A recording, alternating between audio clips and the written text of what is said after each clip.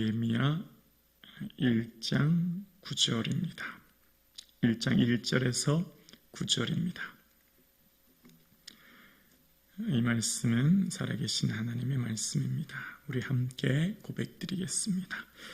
그날 모세의 책을 낭독하여 백성들에게 들렸는데 그 책에 기록하기를 암몬 사람과 모압 사람은 영원히 하나님의 총에 들어오지 못하리니 이는 그들이 양식과 물로 이스라엘 자손을 영접하지 아니하고 도리어 발람에게 뇌물을 주어 저주하게 하였음이라.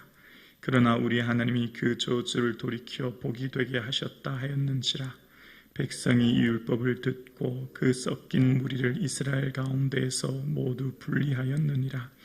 이전에 우리 하나님의 전에 방을 맡은 제사장 엘리야십이 도비아와 연락이 있었으므로 도비아를 위하여 한 큰 방을 만들었으니 그 방은 원래 소재물과 유황과 그릇과 또 레위 사람들과 노래하는 자들과 문지기들에게 11조로 주는 곡물과 새 포도주와 기름과 또 제사장들에게 주는 거제물을 두는 곳이라. 그때에는 내가 예루살렘에 있지 아니하였느니라. 바벨론 왕 아닥사스다 32년에 내가 왕에게 나아갔다가 며칠 후에 왕에게 말미를 청하고 예루살렘에 이르렀어야 엘리야십이 도비아를 위하여 하나님의 전뜰에 방을 만든 악한 일을 안지라. 내가 심히 근심하여 도비아의 세간을 그 방 밖으로 다 내어 던지고 명령하여 그 방을 정결하게 하고 하나님의 전에 그릇과 소재물과 유향을 다 다시 그리로 들여 놓았느니라. 아멘. 예배 드릴 수 있음이 축복인 줄로 믿습니다. 아멘. 느헤미야를 통해서 일하신 하나님께서 이제 온 백성들이 함께 마지막 이제 결단의 모습이 이 서두에 나옵니다. 모압 사람, 암몬 사람, 하나님의 총에 들어오지 못하리라 라고 하는 말씀, 신명기 23장 3절 이하의 말씀처럼 이제 백성들이 이방 사람들의 모든 섞인 무리를 분리했다라고 이야기하는데요. 3절에 보면 이런 말씀이 기록되어 있습니다. 3절입니다. 백성이 이 율법을 듣고 곧 섞인 무리를 이스라엘 가운데서 모두 분리하였느니라. 이제 율법의 말씀을 따라서 이제 이방 사람들과의 분리가 되었음을 이야기하는 것이죠. 거룩을 위한 성별의 모습입니다. 자, 그리고 이제 12년이라고 하는 많은 시간이 흘렀고 그 뒤에 일어났던 일들에 대해서 4절에 이렇게 이야기합니다. 이전에 우리 하나님의 전에 방을 맡은 제사장 엘리야십이 도비아와 연락이 있었으므로 5절이요. 도비아를 위하여 한 큰 방을 만들었으니 그 방은 원래 소재물과 유황과 그릇과 또 레위 사람들과 노래하는 자들과 문지기들에게 11조로 주는 곡물과 새 포도주와 기름과 또 제사장들에게 주는 거제물을 두는 곳이라. 자, 지금 어떤 일이 일어났죠? 대제사장 엘리야십 누구입니까? 지난 3장에 보면 양문을 건축했던 헌신자였습니다. 근데 무슨 일인지 하나님의 성전에 그 한 방을 도비아와 서로 연락하면서 아마 친족 관계를 맺었던 것 같아요. 그러면서 한 큰 방을 내어줬다라는 내용이 나와요. 그 방은 원래 어떤 방이었다고요? 하나님의 예물을 두는 방이었다는 겁니다. 여러분, 지금 어떻게 이런 일이 있을 수 있나 생각하게 되어집니다. 도비아는 누구였습니까? 하나님의 성전 공사를 방해했던 사람입니다.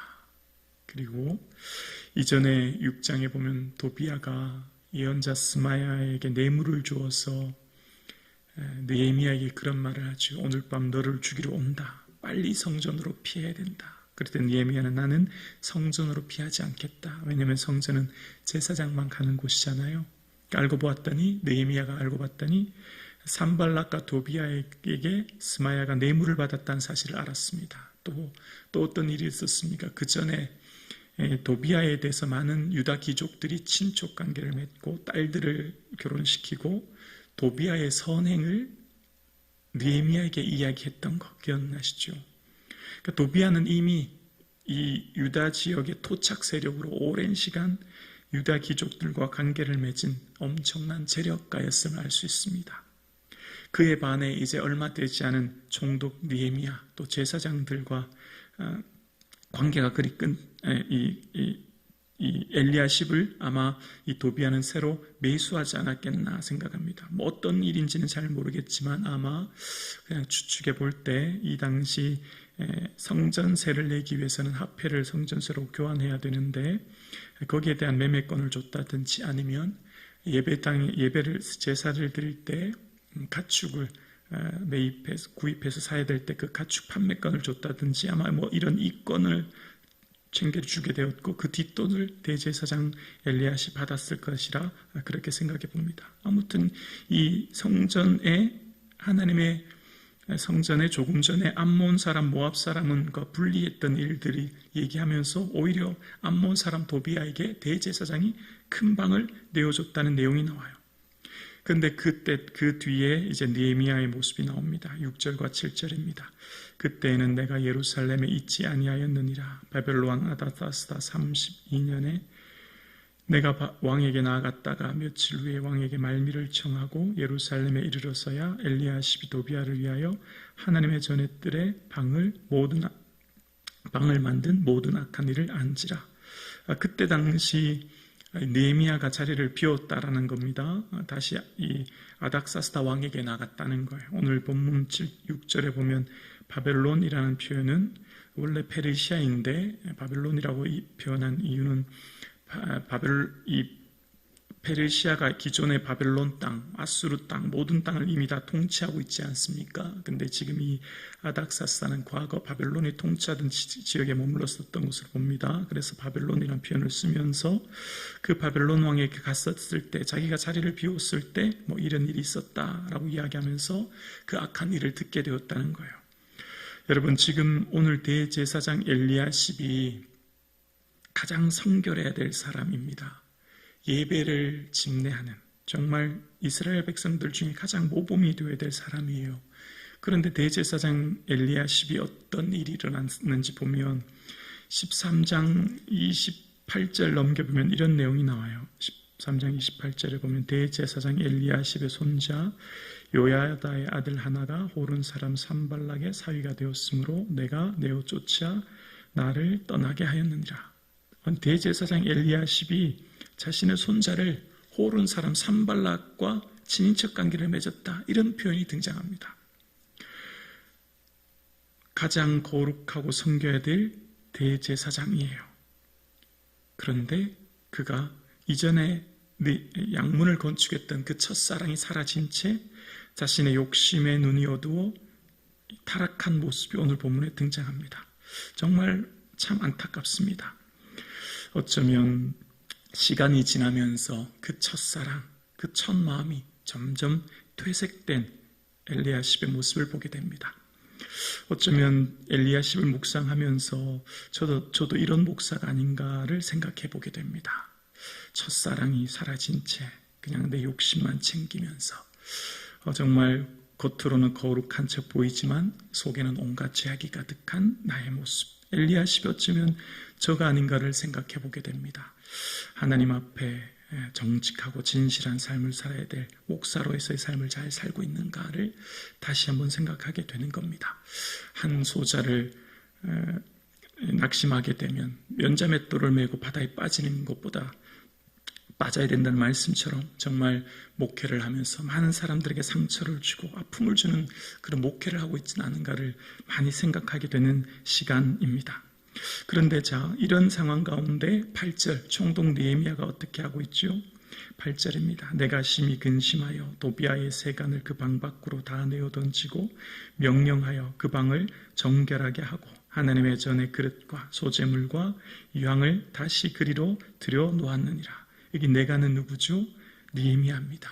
느헤미야가 심히 근심했대요. 근심이라고 하는 표현은 원어는 괴롭다는 말이건데요.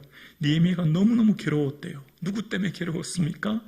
대제사장 엘리야십 때문이었습니다. 그래서 도비아의 세간, 그 성전에 있던 세간을 다 방 밖으로 던지고 이 성전을 성결하게 했다. 다시 그 예물을 그 방으로 들어놓게 되었다라는 내용이 오늘 본문에 나와요. 느헤미야는 정치 행정가예요. 대제사장은 종교 지도자예요. 이게 뭐가 지금 바뀌었지요? 역할이 뭐가 바뀐 거예요. 그리고 지금 이 느헤미야 13장에 보면 느헤미야 10장에 개혁하기로 하고 임봉하여 서명했던 것들 3가지가 있었어요. 안식일을 지키겠습니다. 11조를 드리겠습니다. 이방인과 절교하겠습니다. 근데 그게 다 무너졌어요. 그게 다 다시 13장에 나와요. 느헤미야가 12년 동안 그렇게 열심히 애쓰고 수고해서 예배를 새롭게 하고 개혁하고 모든 것을 하기 위해 그 노력했던 것이 순식간에 무너진 거예요. 순식간에 느헤미야가 아닥사스를 만나러 갔다 온 그 얼마 사이에 이런 일이 다 일어난 겁니다. 오늘 본문을 보면서 우리의 신앙이 믿음이 성장하기는 얼마나 어렵습니까? 정말 한 번 한 번 새벽 예배 나오기가, 기도하기가, 하나님 앞에 우리의 믿음이 성장하기가 얼마나 어려운데 반면 무너지는 것은 일순간이에요. 성전이 우리의 신앙이 무너지고 나태해지고 우리의 신앙이 파괴되는 것은 순식간인 것을 알게 되어집니다. 정말 두렵고 떨리는 이 말씀이 오늘 본문의 말씀이에요. 어쩌면 우리의 삶에 깨닫게 하는 거예요. 대제사장 엘리야십, 가장 거룩해야 될 그가 도비아와 연락하여서 성전방을 내주는 이런 악행이 등장했고, 그래서 이후에 10장에 보면 레위인들이 그 몫을 받지 못해서 다 다시 뿔뿔이 흩어지는 모습,